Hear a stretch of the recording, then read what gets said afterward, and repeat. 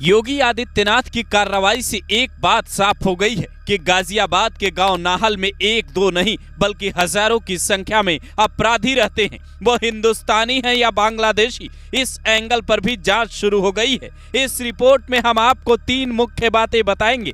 पहली बात, नाहल गांव में योगी सरकार में एक नहीं बल्कि एनकाउंटर का अर्धशतक लग चुका है। दूसरी बात, नाहर के 39 हिस्ट्री शीटर, 20 गैंगस्टर और 350 से ज्यादा अपराधियों के नामों का खुलासा हुआ है। तीसरी बात, नाहल गांव में बांग्लादेशी और रोहिंग्याओं का अड्डा है। एक गांव में आखिर 34 मस्जिद कैसे बनी?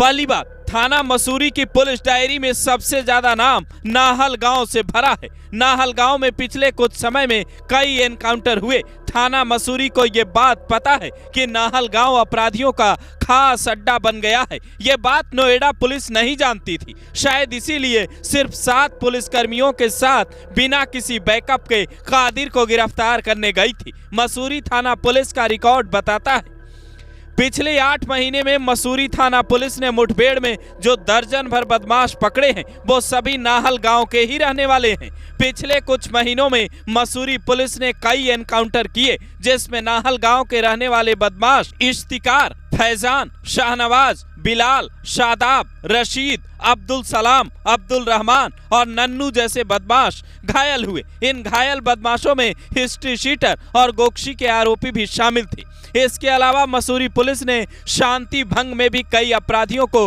गिरफ्तार कर जेल भेजा है।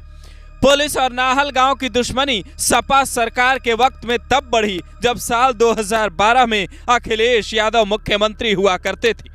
उस वक्त नाहल गांव और मसूरी थाने के बीच संघर्ष का इतिहास मिलता है। जब कभी पुलिस गांव में इन्हें पकड़ने आती तो ये पुलिस पर फायरिंग करने से भी गुरेज नहीं करते। साल 2012 में बदमाशों ने मसूरी थाने में आग लगा दी थी। इसके अलावा 1 साल पहले भी जब पुलिस की टीम नाहल गांव में अपराधियों को पकड़ने गई तो उनके ऊपर फायरिंग कर हथियार लूट लिए गए, उन्हें बंधक बना लिया गया। दूसरी बात, एक ही गाँव में इतने हिस्ट्री शीटर और बदमाश कैसे बन गए? एक ही गांव में 39 हिस्ट्री शीटर का होना अपने आप में गांव को अति संवेदनशील बताने के लिए काफी है। कादिर जिसके साथियों ने मिलकर सौरभ देशवाल पर निशाना लगाया वो भी मसूरी थाने का हिस्ट्री शीटर है, जबकि कुल 39 हिस्ट्री शीटर इसी गांव से आते हैं। कहा जाता है शमशाद उर्फ चंदू सबसे पुराना हिस्ट्री शीटर है। 70 साल का शमशाद सबसे पहले इस गांव का गैंगस्टर बना। फिर देखते ही देखते आधा गांव अपराधियों का हो गया। लेकिन इस गांव के हिस्ट्री शीटर्स के नाम आपको हैरान कर देंगे। नाहल गांव के हिस्ट्री शीटर्स की सूची: रहमान, शमशाद, मुनब्बर, राशिद, खालिद, नसीम, हनीफ, अशरफ, फिरोज, रिहान, निजामुद्दीन, रईस, इमरान, रियाजुल, आबिद, मोहसिन, अब्दुल रहमान, परवेज, राशिद, साजिद, फरमान, तैयब, अकील, आदिल, वसीम भूरा, गुलफाम, जीशान, आसिफ, दानिश, सिराजुद्दीन, कबीर, मुशाहिद, फिरोज, आजाद, जावेदीनू और अयूब जैसे बदमाश इसी गांव के हैं। 20 गैंगस्टर, 70 लुटेरे, 40 गोकशी के आरोपी और 100 से ज्यादा चोरों के नाम शामिल हैं। पुलिस की हिस्ट्री बताती है इनका काम था शहर के अलग अलग क्षेत्रों में अपराध को अंजाम देना। बड़े बड़े अपराध में इस गांव के अपराधी शामिल पाए गए हैं।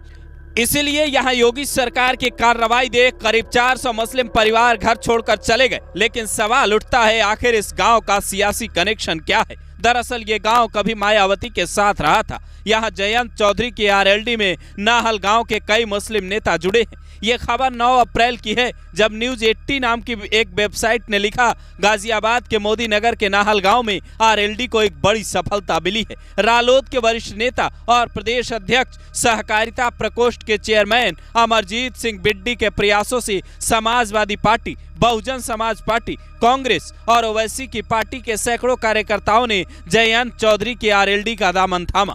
हाजी फतेह, हाजी अकबर, हाजी बल्ली, हाजी शबीर और हाजी कामिल ये इस गांव के बड़े नेता हैं जो आरएलडी में शामिल हुए। नूरेन, मोहसिन आलम और इरफान, यासीन अली, यामीन, नसीम, मोहम्मद रिजवान और रियासत खान जैसे नेता भी आरएलडी में शामिल हुए। अब सिपाही सौरभ देशवाल भी जाट थे। आरएलडी की जाटों की सियासत है। यहाँ सवाल ये भी है कि क्या आरएलडी के जरिए किसी को संरक्षण मिल रहा था, ये भी जांच का विषय होना चाहिए, क्योंकि सिपाही सौरभ देशवाल को किसने मारा अभी तक ये बात क्लियर नहीं हो पाई है। गोली मारने वाले के नाम की जांच हो रही है। योगी की निगरानी में सख्त कार्रवाई हो रही है। गांव खाली हो चुका है, ज्यादातर आबादी गांव से बाहर निकल गई है। जबकि तीसरी बात बेहद हैरान करने वाली है। तीसरी और सबसे बड़ी बात यह है कि इस गांव का रोहिंग्या और बांग्लादेशियों से क्या कनेक्शन है। इस गांव की कुंडली अब योगी सरकार खंगाल रही है। करीब 40,000 आबादी वाले इस गांव में 35,000 आबादी मुसलमानों की बताई जा रही है। लेकिन उसमें भी बड़ा सवाल यह है